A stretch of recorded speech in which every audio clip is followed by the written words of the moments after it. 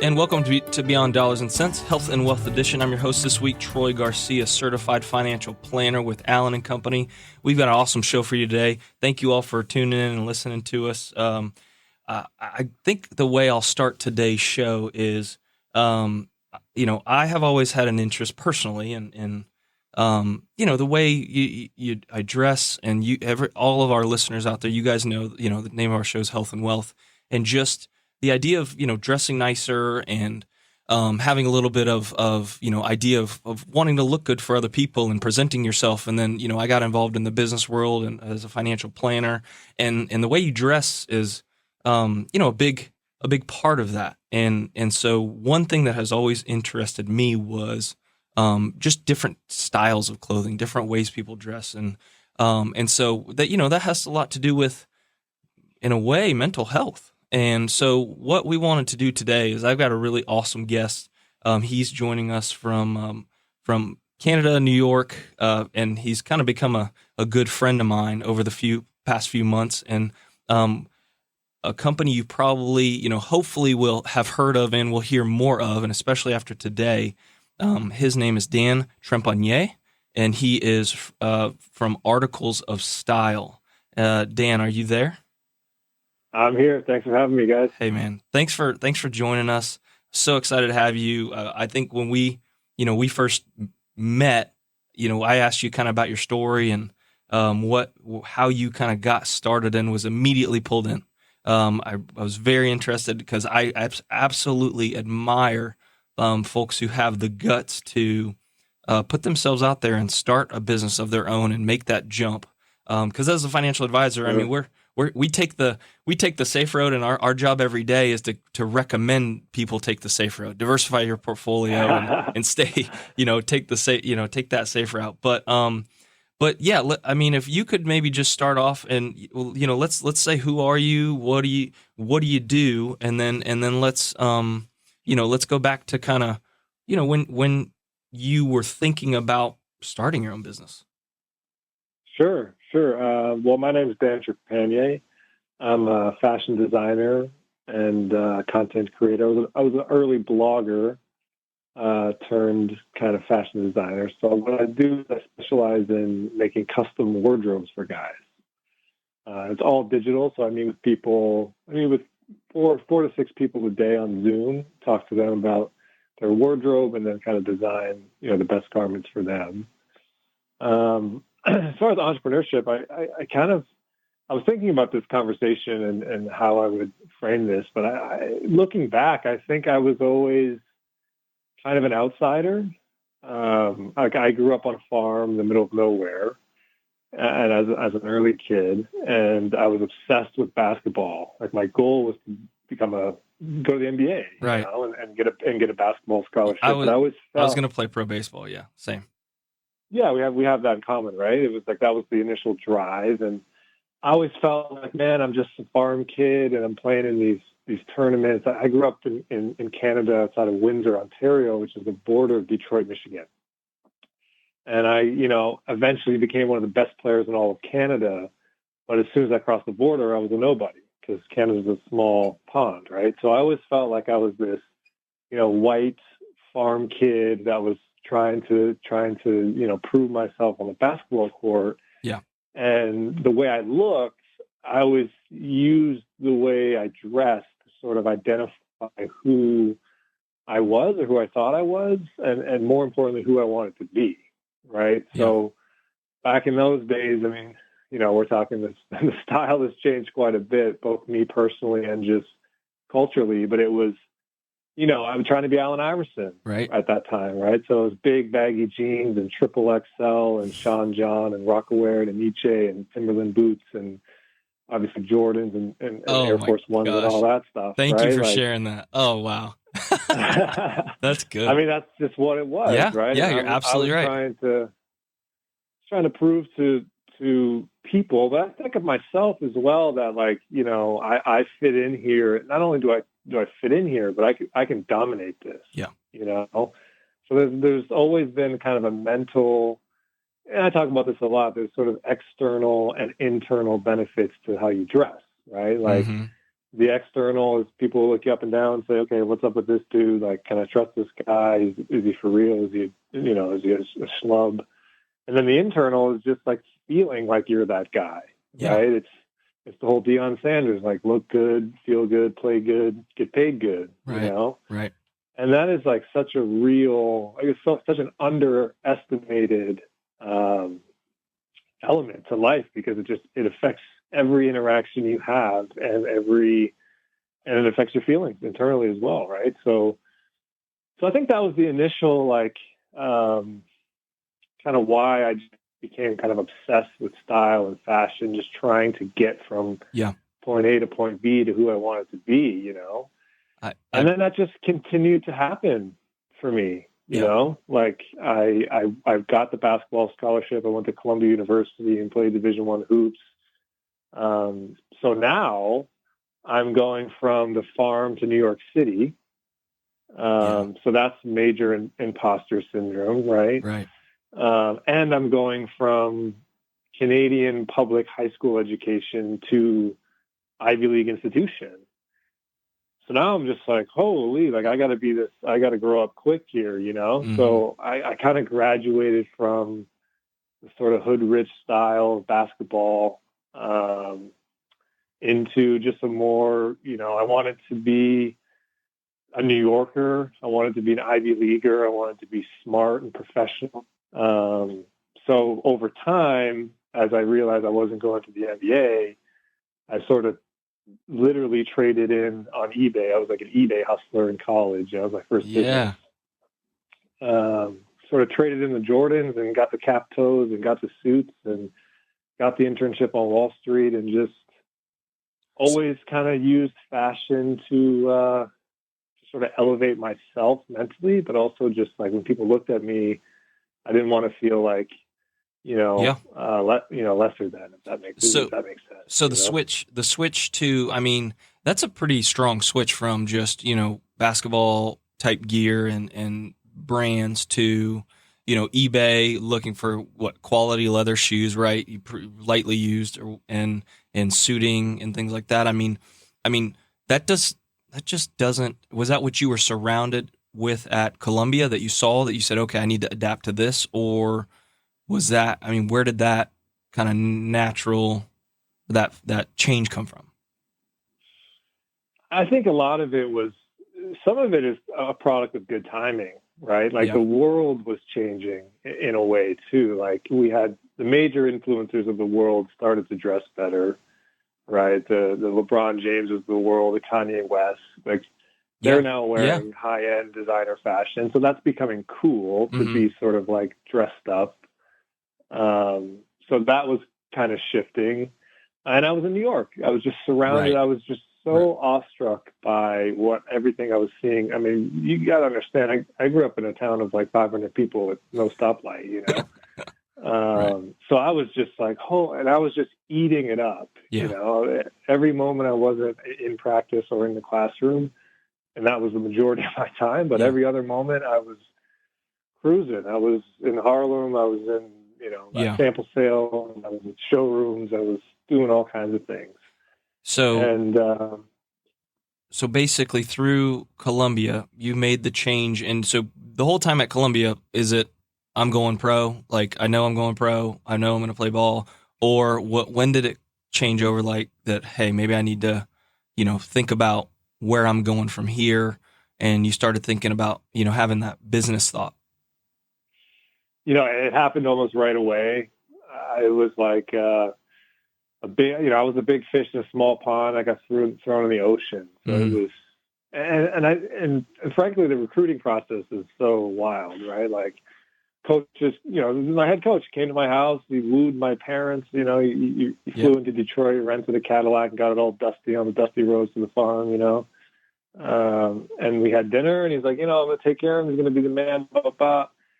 And then show up to campus, the first day of practice. I actually remember my first day of practice, because all my other teammates were already on campus all summer. But because I was international, I didn't have a student visa yet. I wasn't allowed to be there in the summer for training. Mm-hmm.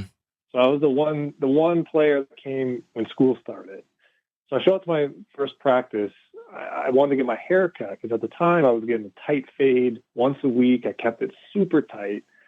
So I'm getting my hair cut right before practice. I end up showing up to practice like 2 minutes before practice starts, thinking nothing of it, thinking like, man, I'm going to be the guy, And that next morning we ran until we puked, and we got, and the whole team had to run because I was late, and we were getting cussed out, and it was like a totally different guy. The coach was like, "Whoa, what is this?" Yep.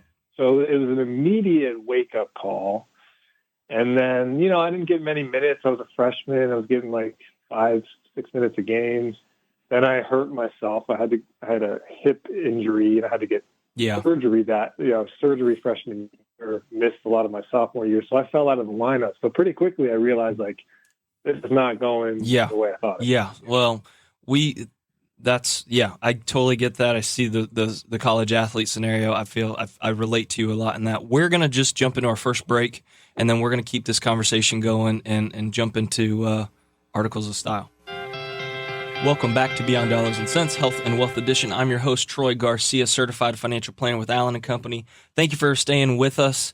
We were just really kind of talking about the upbringing and evolution with Dan Trepanier from Articles of Style. Just a quick plug for them. I think you guys are on every single social media out there, especially mostly Instagram. So if you guys listening want to look up Dan, his stuff, and me, because I'm on there now. Hey. So, you guys will see myself and Dan and his website and all of the things that they have to offer and why I'm so, kind of interested in it and especially after you hear today's podcast, you all can go on there and take a look. But Dan, thanks again for being here. Thanks for having me. Yeah. And so where we left off was kind of obviously college basketball, we're kind of evolving into, okay, I've got to make a call here. Was your first intuition to A, I got to start a business, or B, I'm really interested in the fashion industry, I think I'm going to go that direction? I mean, how did you kind of decide which route to go?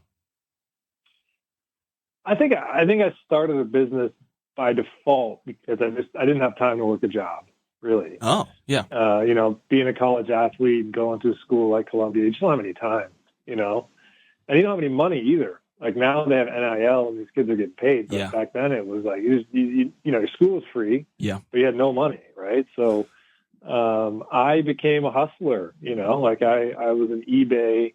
eBay was my thing. That was how I would make any kind of money. So I kind of realized, like, I fell in love with fashion when a basketball career wasn't going to work out, and I just dove in. So I was just going to all the stores, all the sales, and I realized I could get stuff, for pennies on the dollar compared to what I was buying it for when I was in high school in Canada. Sure. So now I'm, buying the stuff that I was buying on eBay for $100, I'm now getting on sale in New York for $20.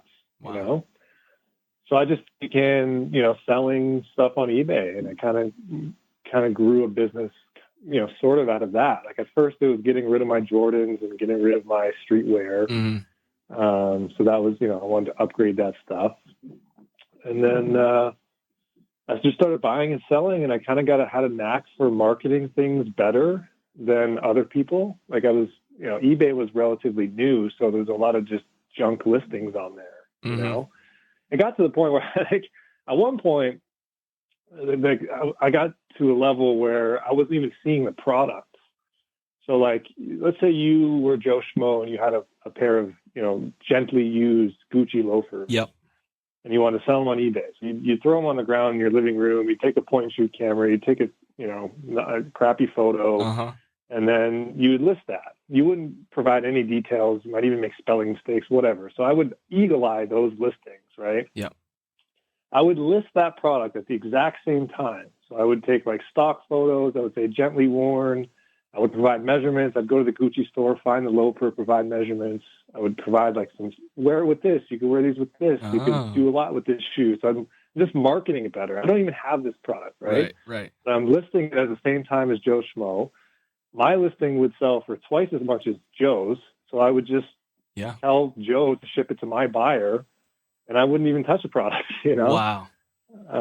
So I was just like moving stuff, you know, I had a whole system set up, and then I got into suits, and I was selling Prada suits and Ralph Lauren Purple Label, and I was wearing the stuff. So part of the driver was like, I wanted new clothes to wear. Yeah. And then when I got kind of worn for a few times, I sold them, and I always sold them for more than I bought them. So I was like, had this, you know, for a 19-year-old college kid, I had this incredible wardrobe, and I was making money, right? Wow. So now I'm just like wearing high-end tailoring as a young kid, and I'm, you know, starting to get closer to graduation. So I get this internship, sales and trading at Citigroup, the Wall Street internship, right? That's where at Columbia is where they point you to go, right? And I'm just clueless. Like I'm wearing 3-piece pinstripe suits with gold cufflinks and tie bars. Like I'm an intern, To the, you know, to the stock exchange. Yeah, like I think I'm Gordon Gekko. You know? And they were like making fun of me, right? Right. This is also 2008. Yo, gosh. The world is falling apart around me. People are getting fired. I'm like, I have no idea what's going on. Yeah. So one of my mentors in the program that was supposed to look out for me, because he was a Columbia guy, he worked at Citigroup. He pulls me aside. He's like, dude, what are you doing? He's like, well, you dress like Gordon Gekko, and first of all, you're not getting this job. Like, look around. Like, no one's getting a job right now, you know? Yeah. And I was just asking him about the clothes. I was just obsessed with menswear, right? So I'm like, hey, where did you get that? What's that guy's suit all about? How come you have a monogram on your shirt? I was just like, that's all I could think about, you know? Yeah. So he's like, dude, you should forget the finance route. It's not for you anyway. You should go into tailoring. You should go into menswear. And you should meet my tailor, because I was enamored with this idea of custom menswear, custom tailoring, right? So he's like, I'll introduce you to my tailor. Go down there, meet this guy, you know, ask him all the questions you're asking me, right? So at this point, I'm like, okay, I'm obsessed with this idea of custom suit. I got to get a custom suit. That's like the top level of the game, right? Right. So I sell all my stuff on eBay. Like I just clear out my inventory. Everything I had, I sell it all. I'm like, I'm going full custom, you know? So now I got like, I don't know, $4,000 in my pocket. I'm feeling like a big man. I'm 20 years old. I'm booking an appointment with Michael Andrews. I walk in there. He had like this like gate on the street that went down to like this dodgy basement. It was like a weird setup. But like you walk through this like weird underground basement, and you open up a door, and it's like a speakeasy. You know, there's a bar in there that's serving whiskey. Everyone's wearing suits. I was like, oh wow, this is cool, you know? So now I'm in there. I talked to Mike I'm there for like 8 hours. I ask him every single question about fit and fabric. How does this work and how does that work? And, you know, he was really, really good to me and taught me a lot. And so I was supposed to buy one suit. I buy 4 suits from this guy. I give him all my money I have. Boom. All the money to my name. I'm like, I'm going in on 4 suits. The problem was, that was the first half deposit. So, because at the time it was like 50 up front, 50 when you pick up the suits after they're done. So I'm like, I don't know, I'll hustle, I'll find some eBay stuff, whatever. But I didn't have any time. Basketball season was starting. So I come back 8 weeks later, and I'm like, Mike, listen, trying on the suits. I'm like, dude, these suits are amazing. But I got some bad news. I got your money. I don't have the second half deposit. Like, I'm broke as a joke right now, you know? And he was really good to me. So I ended up working it off for him, basically. That's cool. So I started like sweeping the floors and getting lunch for the tailors. But ultimately, that was your foot in the door in the custom suiting industry. That was the step. That was the big risk I took, yeah. And the payoff was so now I'm wearing these bespoke suits on campus, right? So I'm feeling like the man. And my girlfriend at the time took photos of me wearing these suits and submitted them to Esquire magazines to be the Dressed Man in America contest. And so I ended up winning that contest. So now I'm on the Today Show. Esquire is writing about me wearing the suits that I hadn't paid off yet, you know? I got to find that somewhere. It's out there somewhere.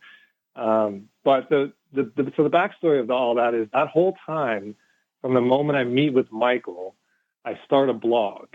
And that was, again, like very much a product of good timing. It was like, you know, my basketball career wasn't working. I was loving, learning about menswear. And I was like, hey, there's nowhere to really learn about this stuff. Yeah. So blogging was brand new. There was no blogs. There was like the sartorialist doing street style photography, but otherwise not a lot. So I just started writing like everything I was learning. Hey, today I went to Michael Andrews and I learned this about fit or this about fabric. And so when I won the you just knew there were people out there wanting to read about that, or you just did what you enjoyed because you enjoyed it? More that, yeah. It was more just a hobby for me. Like I wasn't spending extra time in the gym thinking I was going to the pros. So I just needed something as an outlet. Yeah. And I was always a decent writer, so it was fun. I had no readership at first, like very little. Right. But then when I won that Esquire thing, I was on the Today Show and they wrote about me in the magazine. Then it was like boom, like I had millions of readers after that. That's cool. That's cool. Well, Dan, so I was like, we're gonna take our second break. We gotta cut you off, but then I want to jump right into keep this story going. So thank you, and we'll be right back. And welcome back to Beyond Dollars and Cents, Health and Wealth Edition. I'm your host, Troy Garcia, certified financial planner with Allen & Company. Thanks for joining us, staying with us. We have an awesome guest today. We are talking to Dan Trepanier from Articles of Style. If you get a chance or you're looking at your phone and you're not driving, go to articlesofstyle.com or look him up on Instagram or just about any social media source. But Dan is the owner of Articles of Style, and they do custom, bespoke suiting, clothing, capsule wardrobes, some really, really cool stuff. And we're just hearing his entrepreneurial story. He's kind of walked us through from the beginning of how he got into it to where we're going to get to where he is today. But Dan, thanks for again being here, and I just want to keep the good times rolling. I mean, ultimately you were working for a tailor. Well, you bought suits from a tailor that you couldn't afford.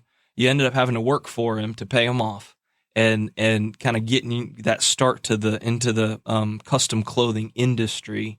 And then how did that kind of continue to evolve? And you were writing blogs. You were writing blogs about the clothing you were wearing as a fun hobby. So, where do we go from there? The blog was really, so now I'm working at Michael's and I'm blogging about my experience. After Columbia, I go back to school. I go to the Fashion Institute in New York because I wanted to learn the actual craft of tailoring, pattern making. So if I was going to talk about this stuff, I wanted to be an expert, Right. So now I'm working in the tailor shop, measuring and fitting people. I'm going to school to learn the craftsmanship, and I'm blogging about the whole thing. And I'm still hustling stuff on eBay. So my whole life is menswear at this point, And I'm blogging. Blogging is great. Like early blogging was fantastic because the ads were on the side, like banner ads, and you made a couple cents every time the page load. You get 1 million page loads, you make a few grand, and you can write whatever you want. Wow. Yeah. So I felt like a king, like I was traveling around, whatever. But then the ad market just completely changed. It was like ad blockers and no more pop-up banner ads. It was like now the advertisers or the brands, they wanted to be in the content. Right. And that changed everything for me because it was like now I'm on the phone with the Calvin Klein reps and they're like, hey, you got to say Calvin Klein 4 more times in this article, or hey, we don't like this photo, or hey, you can't swear in this article. And enter the influencer mode. Yeah, and this is what we see now all the time. Right. Everything is brought to you by or sponsored content, but back then it was a brand new concept. It was like, whoa, what? Yeah. And I couldn't stand it. I actually got in a couple feuds with Condé Nast, and I come to find out I'm on like a no-fly list over there. But anyway, that's a story for another day. But I just thought, we were getting taken advantage of for our audience. Right.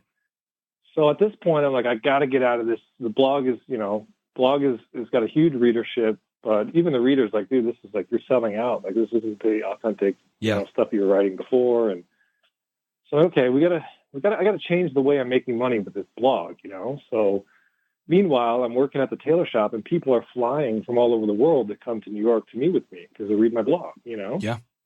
So every day I'm like, dude, hey, where'd you come from? Oh, I came from Seattle. I came from London. I'm like, why did you fly here? Then I want to work with you. I want you to design my stuff, or I read your blog.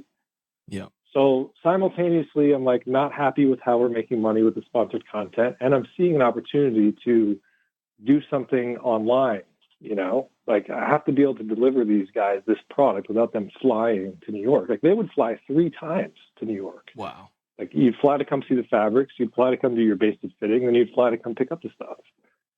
So I'm like, that doesn't make any sense. So at this point, I'm like, okay, we got to do what I'm doing in the tailor shop, but do it through the blog, Yeah. So then we start testing, because we're not the first ones trying to do custom menswear online, but we've tested every company in the space. Indochino is one of the early ones, they're fellow Canadian guys. But all these companies, they're not doing what we're doing in person. Like the reason you go see a tailor in person is because he takes care of you. He's a service, right? He does your measurements. He helps you pick the fabric. He helps you pick the design. And he just makes sure it's right, Yep. Whereas online, it's like do it yourself. Like measure yourself, plug in the measurements. No one looks at anything. You get some cheap garment that's bull crap, Mm-hmm. And it's just a very little repeat business. It's all like cheap, under $400 suits or whatnot. And so I'm measuring myself. I'm ordering these suits, and I'm always just like hugely disappointed. And I'm a professional measurer at this point, Right. So I leave New York because I just couldn't stand the grind anymore with all this sponsored content stuff. That was the hub of it at the time. I moved to Los Angeles just to like get in a creative space, and I link up with 2 guys I went to Columbia with, who were like the smartest guys I knew, like friends of mine, And I was like, guys, we need to figure out how we're gonna basically do high-end custom menswear online. And what I learned at Michael Andrew, like we would get busy in a tailor shop in New York to the point where like I didn't have time to measure everyone. So we'd have people like waiting, Wow. We had to build out a waiting room in this place. So guys would come in. We had a whole bunch of sizes of garments, like suits in every size, like extended sizes. What I would do is I would throw on the closest size, and I would take pictures of the guy, and I would ask him about like what he would change with the garment. How does this feel? Like, would you want to go longer, shorter, whatever, Right. And then at the end of the day, once we had a crazy day, and we're pouring these guys whiskey, so we're getting after it. Yeah. And at the end of the day, we would stay up late and we would review the pictures and review the guy's notes. And basically the fitting was more about like how the garment that he tried on looked on him and how he felt in that garment. Yeah. It wasn't really about body measurements, because I can measure your body, but it doesn't tell me how you want your clothes to fit. Right. That's the personal preference. It's huge, right? So that was kind of like, okay, well, if we're just taking pictures of guys and getting their feedback, then we should be able to do that remotely, right? So Articles of Style was born off of the Style Blogger. We transitioned it with the concept of we'll make a try-on garment for each customer, so like a test suit that's already made for them, like based on their height and weight and their profile. And we'll send that to them, and we'll review that with them, and we'll make adjustments to their pattern on file, and then we'll make the final garment. And, it was a pretty novel idea at the time, and we had huge success with that. Yeah. Meanwhile, I'm blogging about the whole thing the whole time, right? So we're building all this hype, and hey, we're going to launch in 3 months. We're going to launch in 2 months, and so our first day in business was huge. We did like $40K in the first day. The first day in business as Articles of Style. Like the first day selling clothes, yeah. When was that? That was October of 2015. Cool, that's neat. And so no, go ahead. I was it's just a product, 10 years of marketing, kind of leading to a launch, really, Yeah. I mean, that's so cool and so incredible how naturally you evolved into that industry, and it was just doing what you enjoyed, right? I mean, they always you always hear, well, do what you love or do what you're interested in, and you'll figure out a way to make money. I mean, you are the definition of that. Yeah, I think you have to add to that to really study the game too, Right. Like I think a lot of people try to like do what they love and start an Instagram account, start talking about a certain topic, but they're not necessarily trained or have an expertise in that topic. Right. And I think that's, sort of step number one is, know it in and out before you start. Yeah. You made that intellectual jump and went back to school and actually learned the system. Yeah, that gave me credibility, but also gave me confidence. Like I can talk about like hand pad stitching and full canvas and Right. all the adjustments. Like I really, really knew it inside and out. Like before that, I was just kind of a style guy. Like I had a good eye and I liked, putting together colors and fabrics, but I couldn't take a jacket apart and sew it back together. You know? Right. So, and today you still make and design all of your products. I don't make anything. I don't touch a sewing machine. You don't want me sewing your suit, I'll tell you that much. Okay. Sewing is an unbelievably tedious, and it's not for me, Sure. Like that was the first thing I learned in design school, where you do have to sew a full collection. It's unbelievable, man. You have to have a certain patience, and so, but I'm able to work with the tailors who make the stuff and tell them, hey, this is how I want it. This is wrong. This is why it's wrong. Like I know it. I just, it's not scalable either. Like, I'm not going to be I'm not a bespoke tailor that's bent over a bench for 10 hours a day or whatnot. Right. You're absolutely right. It's definitely not scalable. No, and I don't love that part of the craft. Like what I love to do is work with people to create the ideal wardrobe for them, right? Just like we did with you. It's right. Like, okay, where do you live? What's the temperature where you live? What do you do for work? How professional you got to be? What do you do on the weekend? And then try to help guys say, okay, these are the right colors, these are the right fabrics, these are the right items that you can mix and match, and that has resonated. Really, that's been a game changer for the brand as well. Yeah, you just to compliment you, you do a great job of making your customers feel understood and heard, and I think that is I think priceless in the game of customer service and the ideal products for your audience, because you take the time to do those one-on-ones. So anybody listening, please check out if you get a chance, Articles of Style on their website, Instagram. And just about, like I said, every social media out there. But we're going to take our third break, and we're going to kind of come back in our fourth segment with just kind of what we're looking forward to in the future. We'll be right back. And welcome back to Beyond Dollars and Cents, Health and Wealth Edition. I'm your host, Troy Garcia, certified financial planner with Allen & Company. And we are talking style. We're talking clothing with a friend of mine, Dan Trepanier, from Articles of Style. We have kind of started off talking about where he started, how he got into the business and industry, and how that's evolved through an entrepreneurial story of to where he is today. And just to give you all a quick update on that, because I personally experienced it myself. Dan has a massive online presence with in the style forums and on Instagram with just helping men dress better. And he's developed this idea of, and I think it's a kind of industry-wide theme, but he's really focused on what's called a capsule wardrobe, and folks kind of making it easier for people to dress better, and making it kind of simplifying it down to have some custom clothing for yourself. And I was a product of that. I had the luxury, the opportunity to go to New York and meet Dan face to face and go through this experience. And I had a great time. So I wanted to bring it here to you all to listen to and kind of hear his story. But again, Dan, thanks for being here and being a part of this. Yeah, thanks for having me. So, as we are here today, I love coming up to New York, man. That was so much fun, and kind of being the center of attention and having, all the custom clothing that you took all my measurements and kind of made it for me. And I think that's where we ended the last segment was, we had a couple interviews where we talked about where I live, what I do, what's my day-to-day look like. I'm busy with kids, 2 kids on the weekends. And so you got a really good understanding of kind of what my needs were, and then kind of took it a step further and help put together a really awesome 11, 12 piece wardrobe for me. So thank you for that. That was great. Yeah, thank you, man. And that's what you're continuing to do today. And now kind of the business is slowly kind of going in that direction, would you say? I mean, is that kind of where Articles of Style is going from here? Yes, for sure. I mean, I think the entrepreneurial lesson for me there was I was just so in the weeds. I became very niche, meaning that I was so obsessed with quality and fit, and we were focused on doing high-end, handmade, bespoke suiting online, right? Yeah. And that's a niche product, right? Sometimes you don't realize how niche you are. Right.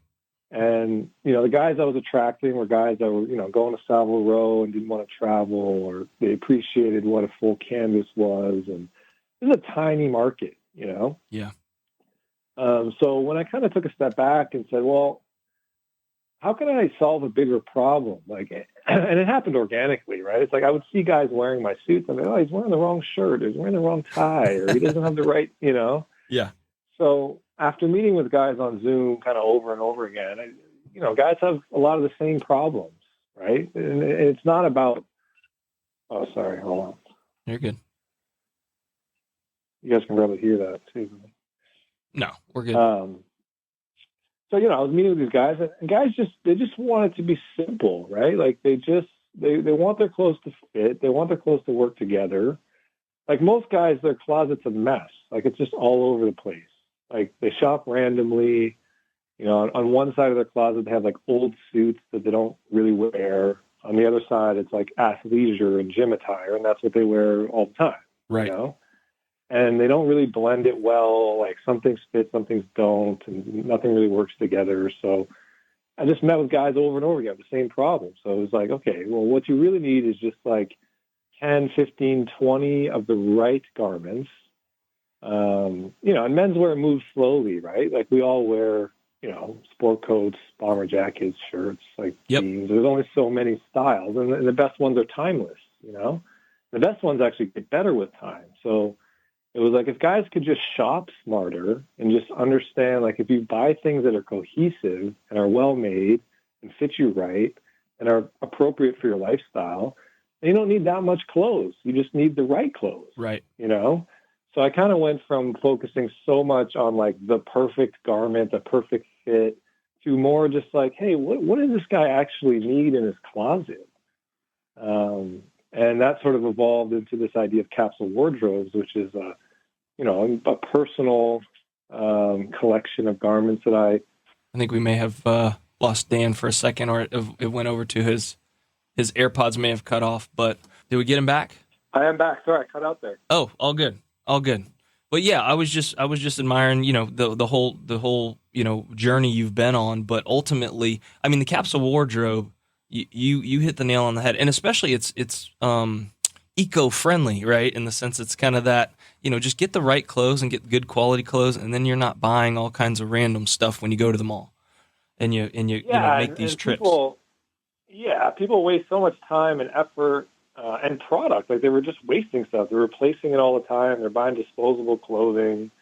And it's not really their fault. Like they don't really have a lot of options, right? Right. So, if you buy quality items, it's like the old golden rule, right? It's like you see with shoes a lot. Like, how's it go? It's a $180 pair of shoes will last you twice as long as a $90 pair of shoes. But a $360 pair of shoes will last you a lifetime. Right. And it's like if you can kind of calculate your cost per wear, and then things get better. The good things get better with time. They kind of mold to your body. They fit better. You kind of have a relationship with them. This is it's like your grandpa's old jacket, right? If your grandpa was buying disposable clothing, you wouldn't have that grandpa's old That's jacket. Right. That's right.